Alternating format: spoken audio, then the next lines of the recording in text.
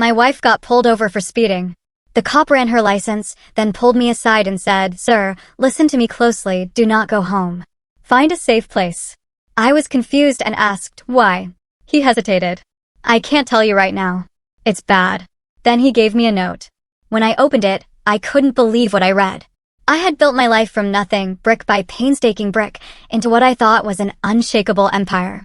But in one terrifying night, that empire didn't just crumble. It revealed a gaping, venomous chasm where my trusting heart used to be.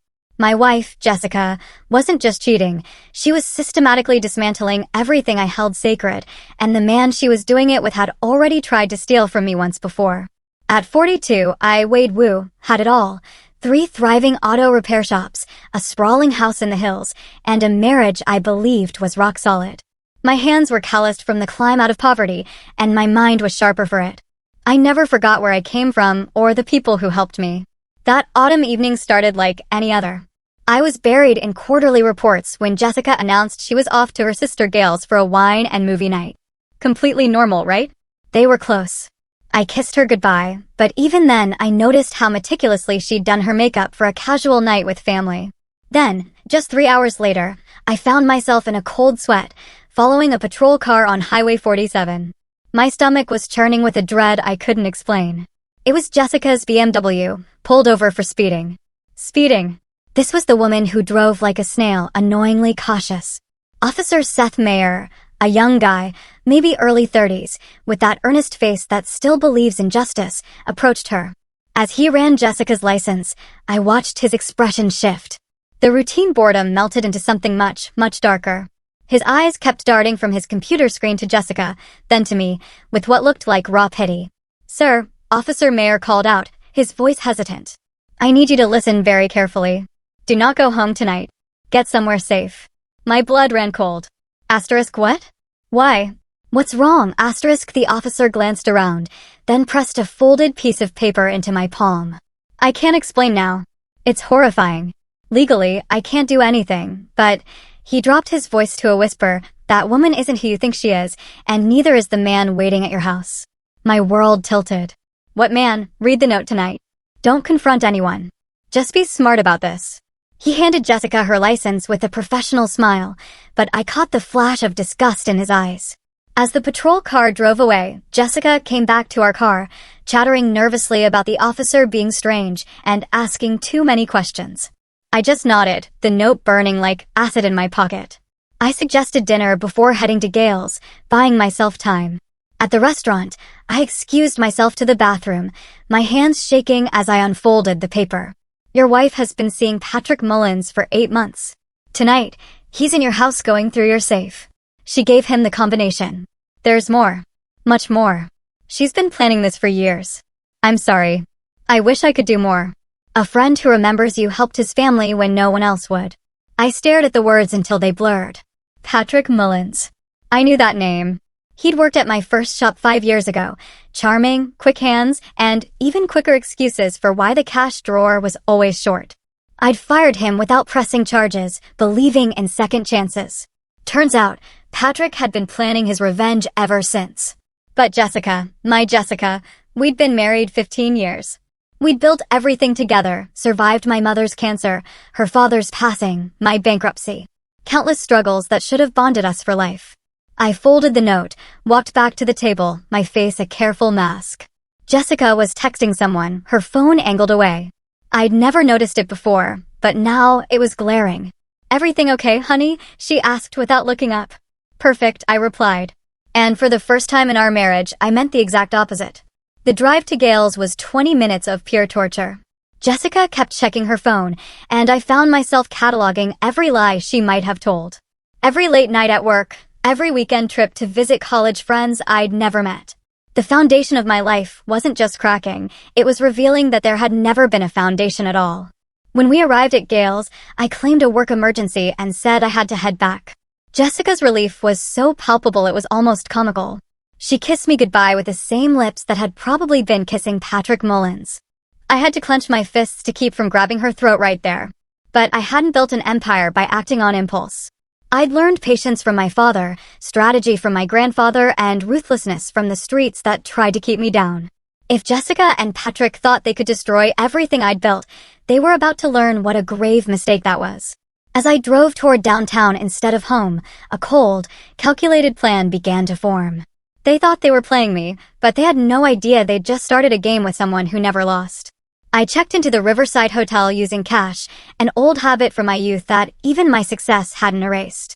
From my room on the 5th floor, I had a clear view of my house, 3 miles away, nestled in the hills like a beacon of betrayal. I called my lawyer, Oliver Doyle, who owed me more favors than either of us could count. Oliver had been a struggling public defender when my first shop was vandalized. I'd personally hunted down every gang member responsible, and the message I delivered was so clear that Oliver never had to worry about his family's safety again. Oliver, I need surveillance equipment, professional grade, delivered to my hotel room within 2 hours. Wade, it's almost midnight. 2 hours, Oliver. And I need everything on Patrick Mullins, employment history, criminal record, financial statements, known associates. Everything. The silence on the other end stretched, Oliver's ethical concerns wrestling with his debt of gratitude.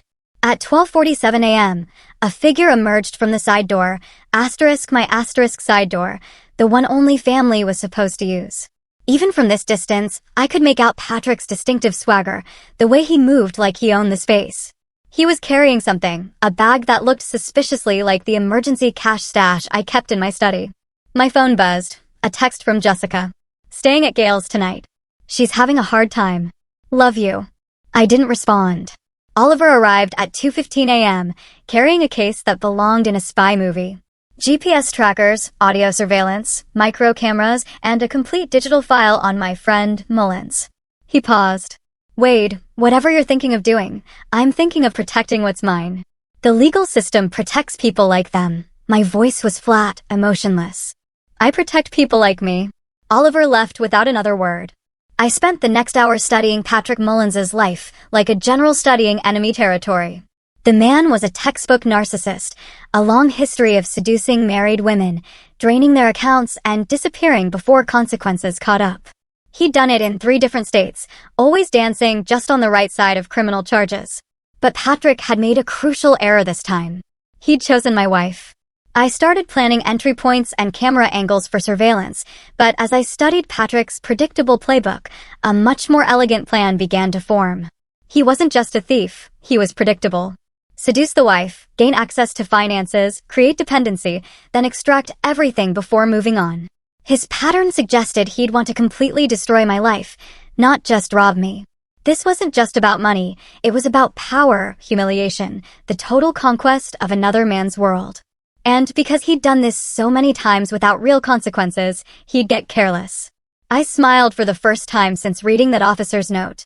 Patrick Mullins had no idea what real consequences looked like. By dawn, I had a preliminary plan. I would give Patrick exactly what he wanted, complete access to my world. But like a spider offering its web to a fly, that access would become his tomb. My phone rang. Jessica. Hi, honey. How did your emergency go? Fine. Just a problem with a Morrison contract. The lie came easily. How's Gail? Better. Listen, I might need to stay another night or 2. She's really struggling. Of course. Take care of your sister. After hanging up, I looked up Gail McIntosh's phone number. Time to test Jessica's elaborate deception. Gail? It's Wade. I just wanted to check on you and make sure you're okay. The confusion in Gail's voice was answer enough. She was fine. Hadn't seen Jessica in 2 weeks. Had no idea what I was talking about. I thanked her and hung up, adding another lie to my mental ledger. Jessica hadn't just betrayed me, she'd crafted an entire alternate reality to do it. The sister visits, the work emergencies, the girls' weekends. How much of my wife's life had been fiction? But I'd grown up on the streets before building my empire. And one thing the streets taught me was that people who lived in fantasies died when reality came calling. It was time to introduce Patrick and Jessica to reality. I returned home that afternoon, walking through my house like a crime scene investigator. Everything looked normal, but now I knew what to look for. The safe in my study had been opened and closed, but skillfully. No scratches, no disturbed dust. Professional. I checked the hidden camera I'd installed years ago after a break-in scare. The timestamp showed Patrick Mullins in my private space at 11:23 p.m., photographing documents, copying files, and pocketing my emergency cash reserve and backup credit cards. But the most chilling moment came when he held up my wedding photo, smiled at it like a private joke, then carefully placed it face down on the desk. I watched the footage 3 times, memorizing every detail of his movements, his expressions, his casual violation of everything I held sacred. Then I made a decision that would have consequences far beyond what Jessica and Patrick could imagine. I called my old friend Clarence Coombs. Clarence ran a security consulting firm, which was a polite way of saying he handled problems that couldn't be solved legally. We'd grown up in the same neighborhood. When his daughter needed surgery insurance wouldn't cover, I paid for it without being asked. That kind of debt runs deeper than money. Clarence, I need a full team. Surveillance, counter-surveillance, and asset protection. And I need people who understand that some problems require permanent solutions. How permanent are we talking, Wade? I'll let you know. Within hours, my house was wired with professional surveillance equipment that made Oliver's setup look like children's toys. But more importantly, Clarence provided something even more valuable: information. Your boy Patrick has debts, Clarence reported over dinner at a truck stop outside town. Serious debts. To serious people. He owes money to some Russian export specialists who don't accept payment plans. Word is he needs a big score soon, or he's going to have more problems than a cheating wife can solve. How much does he owe? $250,000, plus interest that compounds daily. I leaned back in the booth, pieces clicking into place. So Jessica wasn't just his target. She was his lifeline. Gets better, Clarence continued. I ran some checks on your wife's financial activity. She's been moving money for months. Small amounts, different accounts, always just under the reporting thresholds. Someone taught her how to wash money without triggering flags. The waitress refilled my coffee. I waited until she was gone. How much? Best estimate? She's moved about $400,000 over the past year. Money that came from your business accounts, your personal savings, even small amounts from your retirement fund. My vision went red around the edges. $400,000. Money that represented years of 18-hour days, deals made in back alleys and boardrooms, risks that had paid off through sweat and blood and sheer force of will. There's more, Clarence added. The money didn't just disappear. It's been invested. Real estate purchases in Patrick's name. Some offshore accounts. A few business ventures that don't exist on paper. They've been building a future together, Wade. A future financed by your past. I set down my coffee cup with deliberate care. I want to know everything. Every account, every purchase, every lie they've told each other. I want to know what they eat for breakfast and what they dream about at night. Then I met my old friend's eyes, and Clarence saw something there that made him glad we were on the same side. Then I'm going to give them exactly what they deserve. That night, I lay in my bed, the bed I'd shared with Jessica for 15 years, and stared at the ceiling. Tomorrow, I would begin implementing a plan that would make Patrick and Jessica's betrayal look like a child's game. They thought they were stealing my life, but they were about to discover that some men couldn't be stolen from. They could only be awakened. My phone buzzed with another text from Jessica. Miss you. Home tomorrow night. Can't wait to see you. I typed back, can't wait either. We need to talk about our future. For once, I was telling the truth. I woke before dawn, going through my morning routine like a man preparing for war. Coffee, shower, a brutal workout in my home gym, then a careful review of the surveillance footage. Jessica had returned home at 2:47 a.m., moving through the house like a ghost, checking her phone constantly, even smelling my pillow to see if I'd been there. When she finally woke at 9:30, I was already gone, ostensibly to work, but actually to begin phase 1 of my plan. My first stop was the office of Maria Gamble, a private investigator specializing in financial crimes. Maria had helped me years ago, uncovering embezzlement that saved me from a disastrous merger. She was thorough, discreet, and had no qualms about operating in legal gray areas.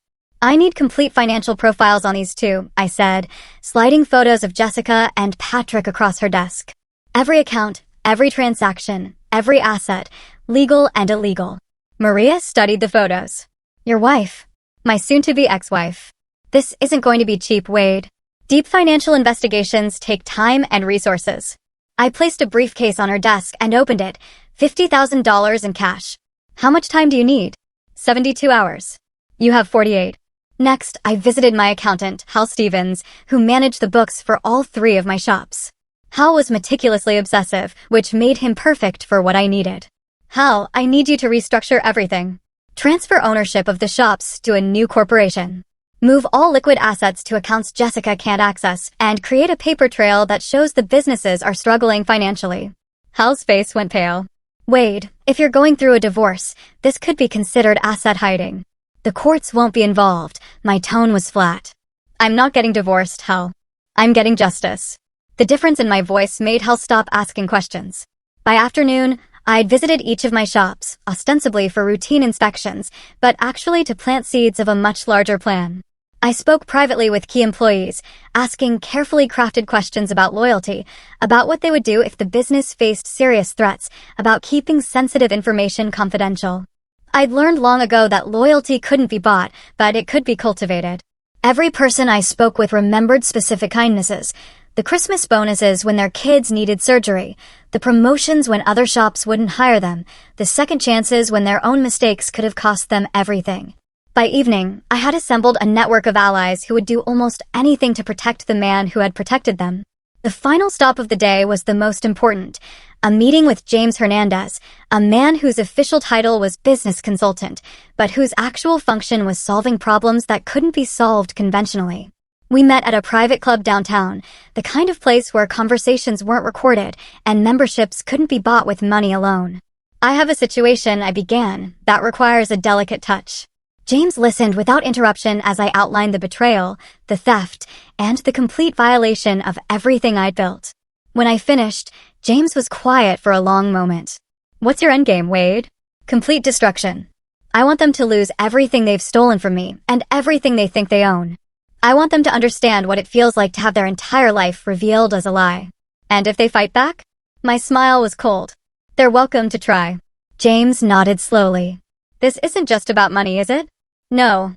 It's about respect, about consequences, about teaching two people that there are men in this world who can't be stolen from. Only awakened. I can have resources in place within a week. You have 3 days. I drove home to find Jessica cooking dinner, humming softly to herself, playing the role of devoted wife with an expertise that would have been admirable if it weren't so completely false. She kissed me when I walked in, and I had to suppress the urge to grab her throat and demand the truth. Instead, I played my own role. The trusting husband, the successful businessman, the man too comfortable in his life to notice it being systematically dismantled around him. How is work? Jessica asked, her voice bright with false concern. Interesting, I replied. I've been thinking about expanding, maybe opening a 4th shop. Jessica's fork paused halfway to her mouth. That sounds expensive. I've been looking at a place across town.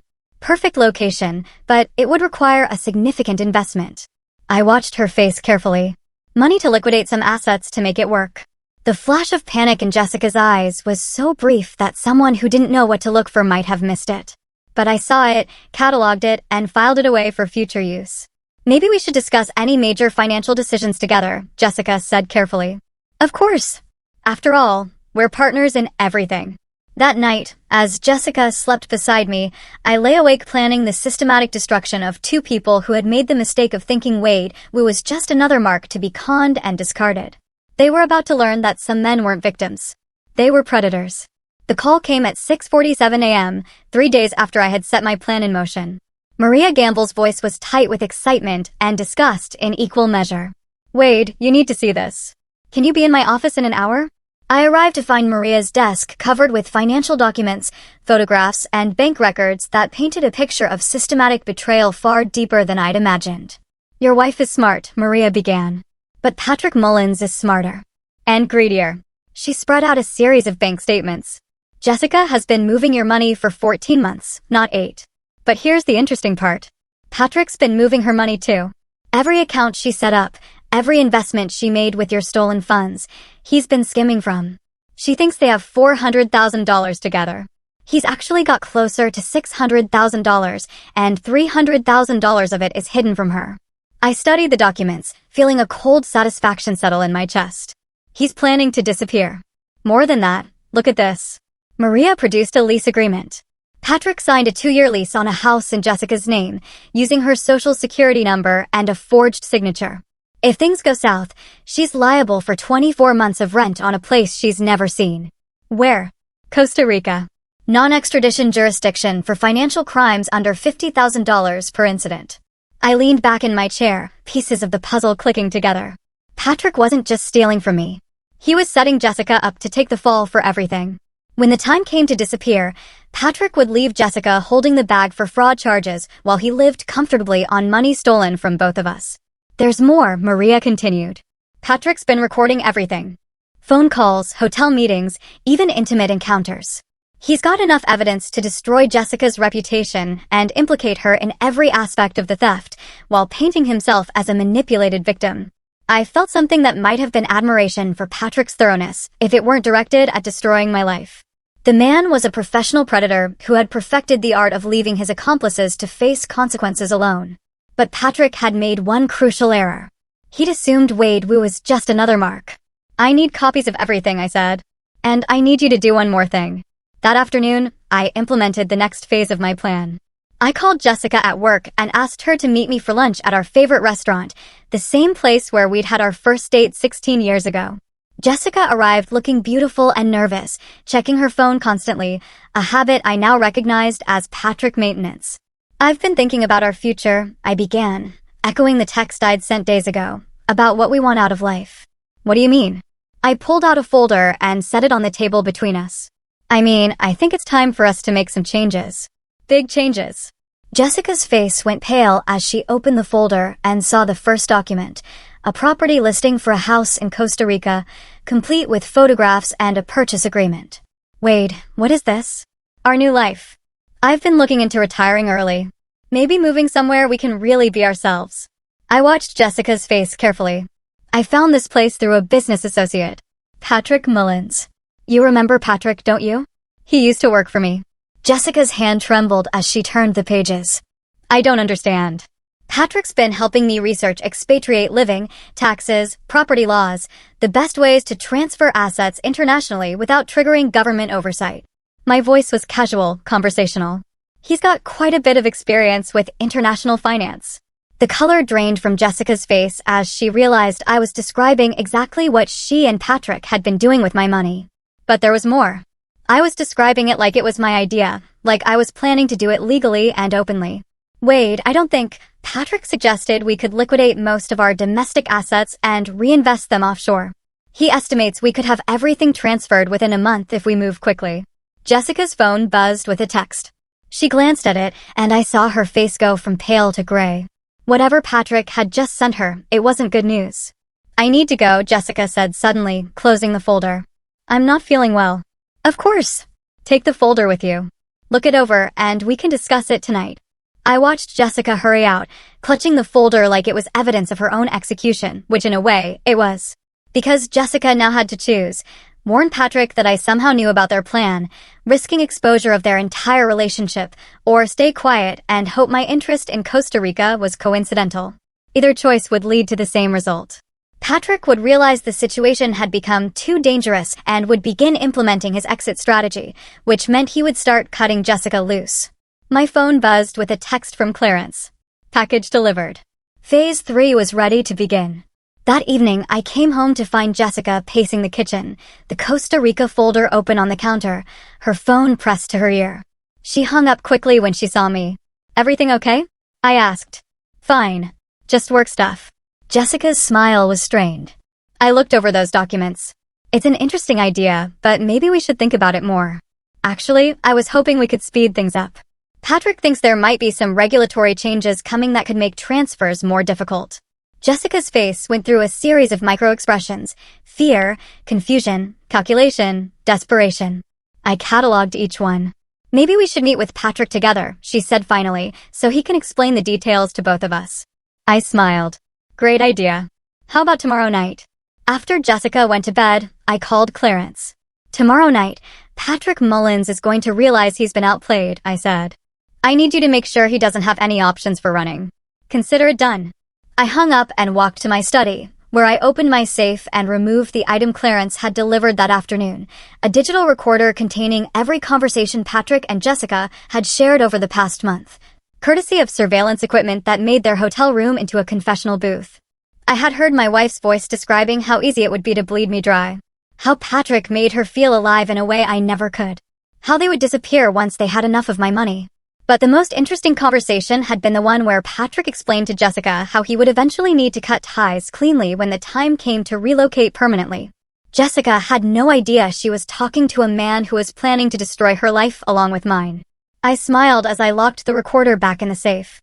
Tomorrow night, Jessica and Patrick would discover that they weren't the only ones capable of planning a betrayal. They were just the only ones stupid enough to think they could get away with it. The meeting was set for 7 p.m. at Morton's Steakhouse, neutral territory where both Jessica and Patrick would feel comfortable. I arrived early and selected a corner booth with clear sightlines to all entrances. Old habits die hard when you grow up in environments where sitting with your back to a door can be fatal. Jessica arrived first, her nervousness obvious as she smoothed her hair and checked her phone. She dressed carefully, professional but attractive, the kind of outfit that suggested serious business while still appealing to the men in her life.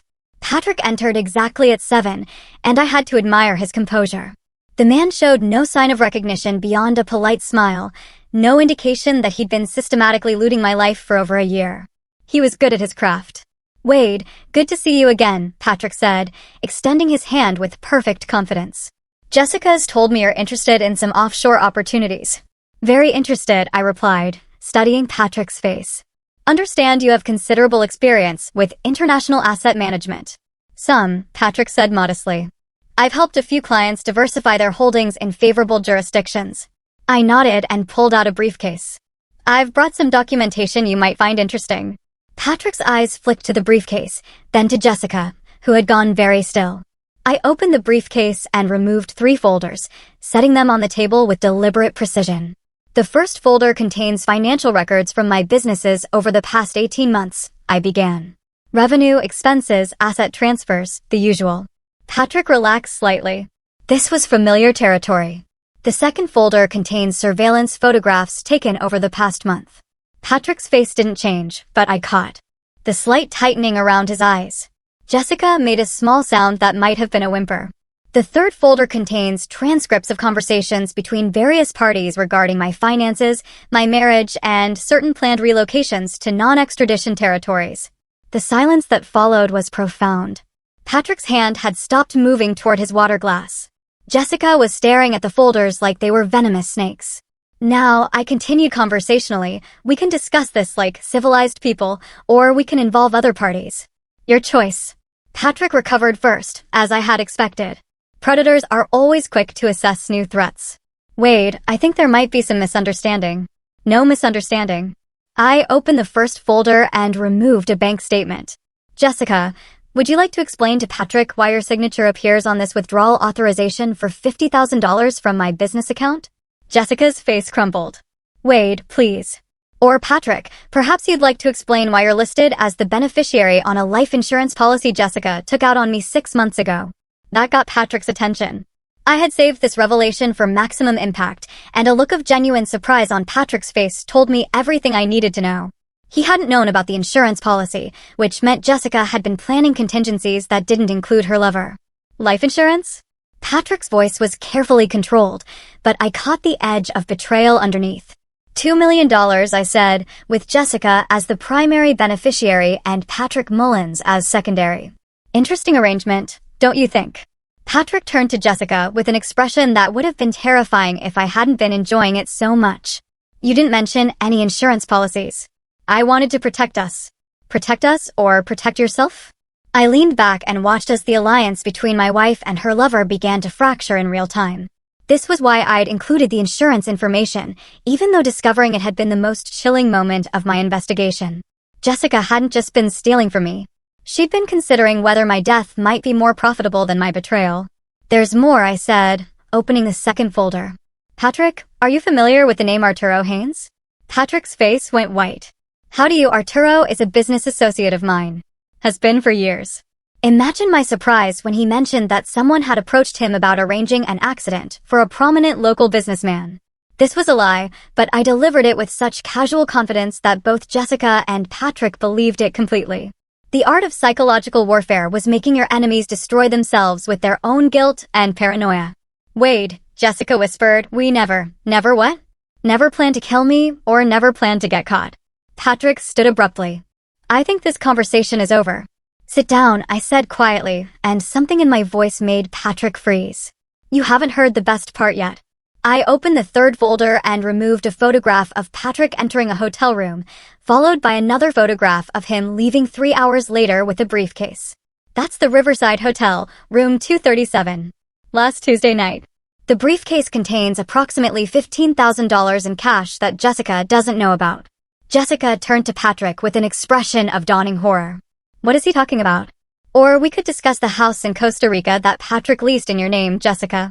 The one you'll be liable for even after he disappears with the money you've both been stealing from me. The trap was now fully sprung. Patrick realized he'd been outmaneuvered. Jessica realized she'd been betrayed by both men in her life, and I sat back to watch them tear each other apart. You bastard! Jessica hissed at Patrick. You were planning to leave me holding everything.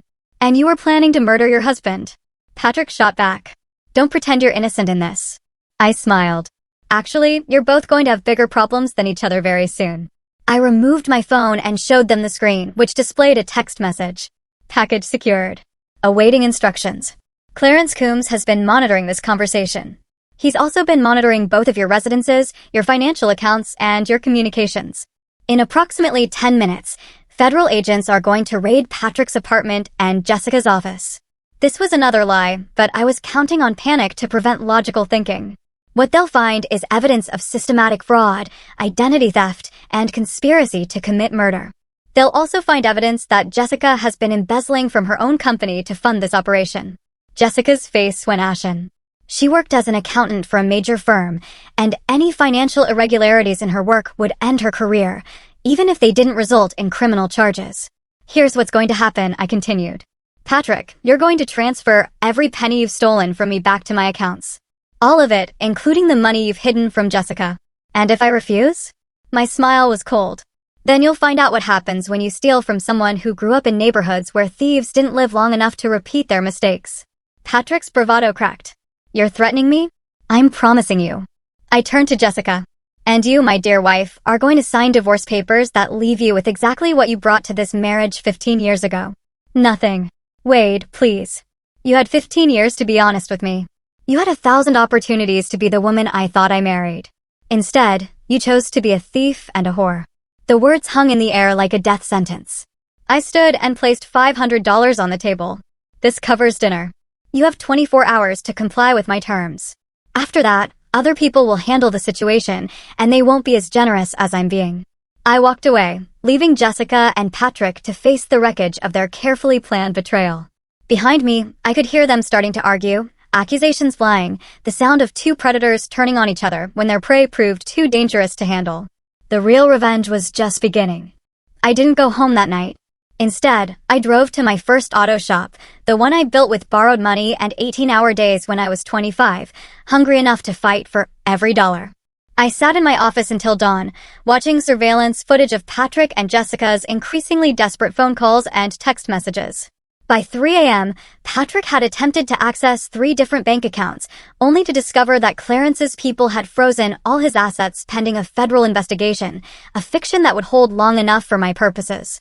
Jessica had called in sick to work and spent 2 hours frantically searching her apartment for documents that would prove her innocence of crimes she was actually guilty of.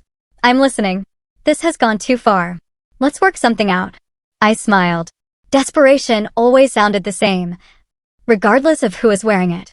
I gave you my terms yesterday. Have you complied? I can't transfer money from frozen accounts. Then you'd better figure out how to unfreeze them. Permanently.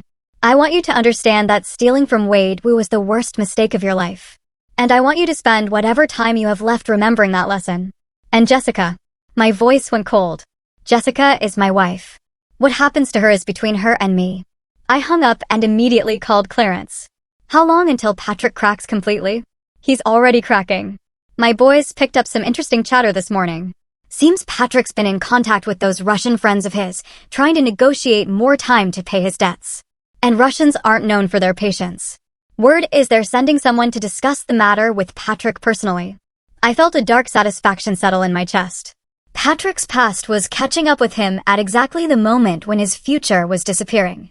Perfect timing. Make sure the Russians know where to find him. Already handled. My second call was to Oliver Doyle. I need divorce papers drawn up. Adultery, fraud, theft of marital assets. I want everything protected under irreconcilable differences, with evidence of criminal activity. Wade, if you have evidence of criminal activity, you should involve law enforcement. Law enforcement moves too slowly. I need this handled privately. What about Jessica? She'll fight this. My laugh was humorless. Jessica is going to be too busy trying to stay out of prison to fight anything. By noon, I had received confirmation that Patrick had attempted to flee the state, only to discover that his passport had been flagged for suspicious financial activity. TSA had detained him for 3 hours before releasing him with a warning that his travel was being monitored. My third call of the day was to Jessica. We need to meet. Her voice was shaky, defeated. I'll sign whatever you want. Good. My lawyer's office. 3 p.m. Wade. I'm sorry. I know that doesn't mean anything now, but I am sorry. I considered this for a moment. No, you're not sorry you did it. You're sorry you got caught. There's a difference. The divorce proceedings took less than an hour. Jessica signed every document without reading them, her hands shaking with exhaustion and fear. When it was over, she looked at me with tears in her eyes. What happens now? Now you learn to live with the consequences of your choices. Will you press charges? I studied my ex-wife's face, seeing perhaps for the first time the person she actually was beneath the mask she'd worn for 15 years. Weak, selfish, willing to destroy anyone to get what she wanted, but ultimately, a small person who had made the mistake of trying to prey on someone stronger. No, I said finally. You're not worth the effort. The relief on Jessica's face was pathetic. She actually thought she was getting away with it. I walked out of the lawyer's office a free man, but I wasn't finished. Not yet. That evening, I sat in my study and made one final call. Clarence, it's time. You sure about this, Wade? I'm sure. 2 hours later, I received a text message with an address and a time. I drove across town to a warehouse district I'd known well in my youth, places where problems were solved permanently and questions weren't asked. Patrick Mullins was waiting for me, tied to a chair in the center of an empty building. His face was bruised, his clothes torn, and his eyes held the desperate terror of a man who had finally realized the game was over. Wade, Patrick gasped as I approached. Thank God. These men, they're insane. They think I owe them money. I pulled up a chair and sat down facing Patrick. You do owe them money. $250,000, plus interest. That's impossible. I never borrowed from Russians. No, but you stole money that was going to be used to pay them back. My voice was calm, conversational. You see, Patrick, I've been doing business with Arturo Haynes for years. Why? I needed investors for my first shop. Arturo connected me with some international financiers. Russians, as it happens. Patrick's face went white. You paid them back years ago. I did. With money that technically belonged to you, since you'd stolen it from me, I smiled. Which means you owe them the money I used to pay my debt with, plus 15 years of compound interest. The math was fictional, but Patrick was too terrified to question it. Sometimes the most effective lies were the ones that sounded just plausible enough. I don't have that kind of money. I know. That's why we're here. I stood and walked to where Clarence was waiting with 2 other men Patrick probably recognized from his nightmares. Patrick Mullins, I said formally. You made the mistake of thinking you could steal from me. You made the mistake of thinking you could seduce my wife and destroy my life. Most importantly, you made the mistake of thinking I was just another mark to be conned and discarded. I nodded to Clarence. You were wrong. The last thing Patrick saw was me walking away, leaving him to face the consequences of a life built on destroying other people's trust. I didn't watch what happened to Patrick Mullins. I didn't need to. Some lessons are more effective when they remain private between teacher and student, and I had taught enough lessons in my youth to know that Patrick would understand the message clearly. 3 days later, Patrick's disappearance made the local news as a missing person case. His apartment had been abandoned, his car found at the airport, and there were conflicting reports about whether he boarded a flight to Mexico or simply vanished entirely. The police investigation was perfunctory. Patrick Mullins had no family, few friends, and a history of leaving town abruptly. People like him disappeared all the time. I felt no guilt about Patrick's fate. In my experience, men who made careers out of destroying other people's lives rarely lived long enough to enjoy retirement. I had simply accelerated the inevitable. But Jessica was a different matter entirely. I found her on a Thursday evening, sitting alone in the same restaurant where we'd had our confrontation with Patrick. She looked smaller somehow, diminished by the weight of consequences she'd never imagined she'd have to carry. I heard about Patrick, she said without looking up when I sat down across from her. Did you? The police came by my apartment yesterday. They're asking questions about his financial dealings, his associates. She finally met my eyes. They asked about you. What did you tell them? The truth. That Patrick used to work for you. That we'd met with him recently about some business opportunity. That I hadn't seen him since. I nodded. Smart. Jessica laughed bitterly. Too little, too late for smart. We sat in silence for several minutes, two people who'd shared 15 years of marriage looking at each other like strangers, which, I reflected, we probably always had been. I never meant for it to go this far, Jessica said finally. Yes, you did. You just didn't think you'd get caught. No, I mean, I never meant to hurt you. Not really. I studied her face, looking for any sign of genuine remorse. What I saw instead was the same self-serving rationalization I'd heard from every criminal I'd ever known, the belief that wanting something badly enough justified taking it. You took out a life insurance policy on me, Jessica. $2 million. She flinched. It wasn't what you think. Then what was it? Insurance. In case something happened naturally. I wasn't going to, she trailed off, unable to finish the sentence. I leaned back in my chair. But you thought about it. The silence stretched between us like a confession.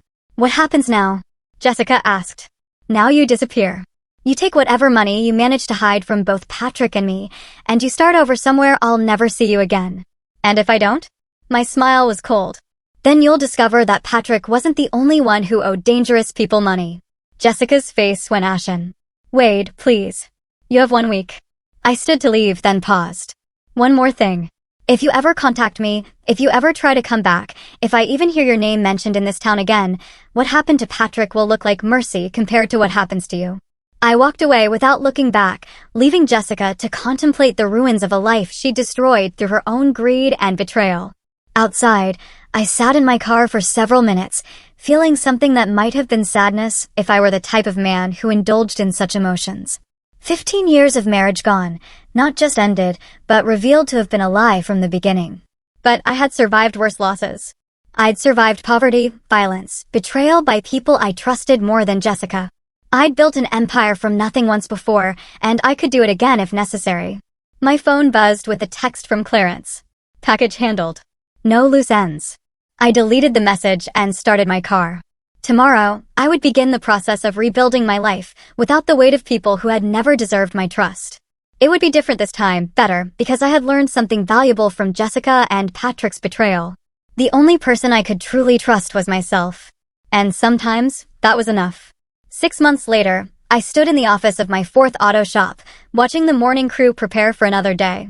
The business had expanded faster than I'd projected, fueled by insurance money from Patrick's theft and the liquidated assets from my divorce settlement. The insurance company had paid out quickly once I provided evidence of Patrick's systematic embezzlement. They'd been satisfied with the police report of Patrick's disappearance and showed no interest in investigating further. People like Patrick disappeared all the time, and insurance companies preferred simple explanations. My legal troubles had been minimal. Oliver Doyle had structured everything perfectly: the divorce, the business transfers, even the insurance claims. Jessica's signature on various documents had made her the legal owner of several debts she'd never known about, while I emerged clean and profitable. The new shop was in the part of town where I had grown up, a neighborhood that had gotten worse since I'd left it behind. But I remembered what it felt like to be young and hungry and looking for someone to give him a chance. I hired locally, paid well, and asked no questions about my employees' backgrounds as long as they showed up and worked hard. Clarence Coombs stopped by every few weeks, ostensibly to discuss security for the shops, but actually to provide updates on situations that required monitoring. Jessica relocated to Phoenix, Clarence reported during one of his visits. Working as a bookkeeper for a small accounting firm. Low profile, no contact with anyone from her past. Good. You wanted to keep tabs on her. I considered this. Jessica was broken, exiled, living in fear of consequences that might never come. It was a fitting punishment for someone who had tried to destroy my life, but it was also complete. She posed no further threat. No, let her go. Clarence nodded. What about the other matter? What other matter? Officer Seth Mayer, the one who warned you about Jessica and Patrick. I had been wondering when this conversation would come. Officer Mayer had risked his career to warn me about the conspiracy, and I didn't forget debts like that. What about him? His daughter needs surgery. Leukemia. Insurance won't cover the experimental treatment that might save her life. I was quiet for a moment, remembering another young police officer who had faced similar circumstances years ago. How much? $200,000. Handle it. Anonymous donation through one of the medical charities. Consider it done. After Clarence left, I walked through my shops, speaking with employees, checking on projects, maintaining the personal connections that made my business more than just another repair service. I'd learned long ago that loyalty was built on countless small interactions, not grand gestures. My phone rang as I was reviewing inventory reports. The caller ID showed a number I didn't recognize. Wade Wu. Mr. Wu, this is Detective Angela Maddox with the County Sheriff's Department. I'm investigating the disappearance of Patrick Mullins. I was hoping you might have a few minutes to answer some questions. I felt a familiar calm settle over me. Of course, Detective. When would be convenient? Actually, I'm in the area now. Could I stop by your shop? I'll be here.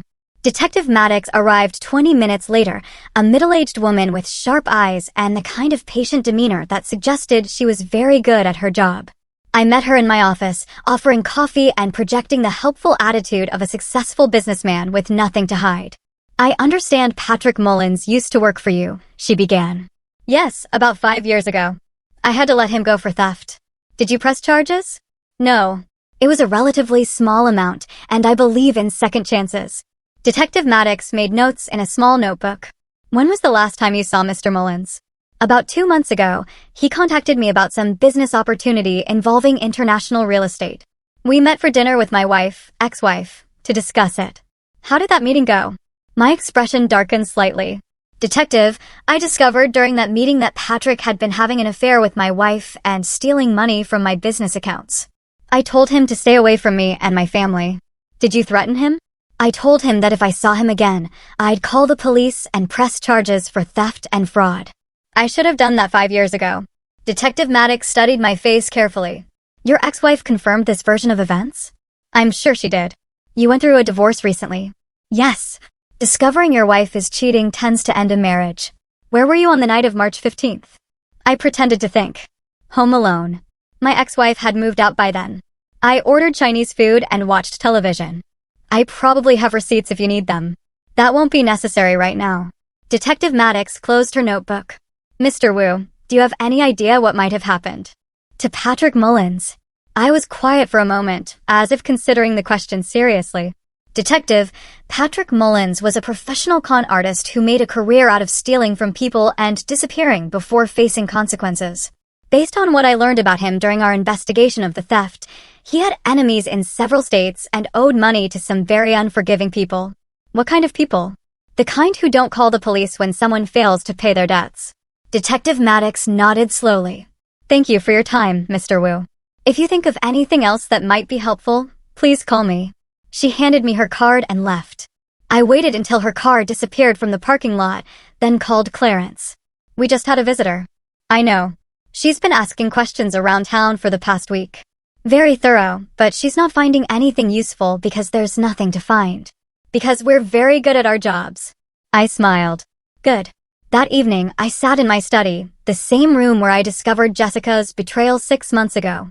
The safe now contained different documents, insurance policies that protected only me, bank statements showing healthy balances I controlled completely, and business contracts that would ensure my security for years to come. I thought about Jessica, probably lying awake in some cheap apartment in Phoenix, wondering if every knock on the door might be someone coming to collect on debts she didn't understand. I thought about Patrick, whose final lesson in consequences had been more permanent than I had originally planned. Most of all, I thought about the future. I was 43 years old, financially secure, and completely free of people who might betray me. I'd learned to trust carefully and punish thoroughly, and those lessons would serve me well in whatever came next. My phone buzzed with a text from Officer Seth Mayer. Mr. Wu, I don't know how to thank you for what you've done for my daughter. The doctors say the treatment is working. I'll never forget this kindness. I smiled and deleted the message. Some debts were worth paying, and some favors were worth returning. But from now on, Wade Wu would choose very carefully who earned his trust and loyalty. Because Wade Wu had learned the most important lesson of all.